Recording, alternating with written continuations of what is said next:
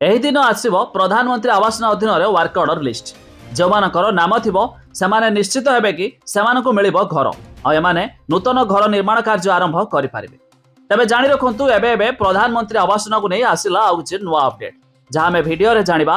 ଶେଷ ପର୍ଯ୍ୟନ୍ତ ଦେଖନ୍ତୁ। ତା ପୂର୍ବରୁ ଭିଡିଓକୁ ଲାଇକ୍ କରନ୍ତୁ, ସବସ୍କ୍ରାଇବ୍ କରିନଥିଲେ ଏବେ ସବସ୍କ୍ରାଇବ୍ କରି ପାଖରେ ଥିବା ଘଣ୍ଟି ଚିହ୍ନକୁ ଦବାଇ ଦିଅନ୍ତୁ।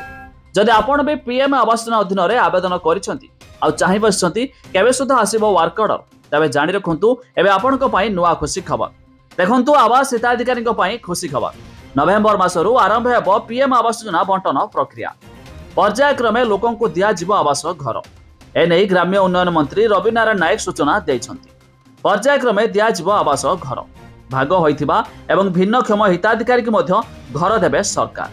ଆପଣ ଜାଣିଛନ୍ତି ପିଏମ୍ ଆବାସ ଯୋଜନା ଅଧୀନରେ ଯେଉଁମାନେ ସମସ୍ତେ ଆବେଦନ କରିଥିଲେ ସେମାନଙ୍କର ଏବେ ସର୍ଭେ ଶେଷ ହୋଇଛି। ଏବେ ବାକି ରହିଛି ୱାର୍କ ଅର୍ଡର ବା ଲିଷ୍ଟ ଆସିବାକୁ ନେଇ। ଯେଉଁମାନଙ୍କ ଲିଷ୍ଟରେ ନାମ ଥିବ ସେମାନେ ସୁନିଶ୍ଚିତ ହେବେ ବା ସେମାନେ ନିଶ୍ଚିତ କି ଭାଇ ସେମାନଙ୍କର ଆପ୍ରୁଭ ହେଲା ଆଉ ସରକାର ମଧ୍ୟ ଟଙ୍କା ପଠାଇବେ, ସେମାନେ ମଧ୍ୟ ନୂତନ ଘର କାର୍ଯ୍ୟ ଆରମ୍ଭ କରିପାରିବେ।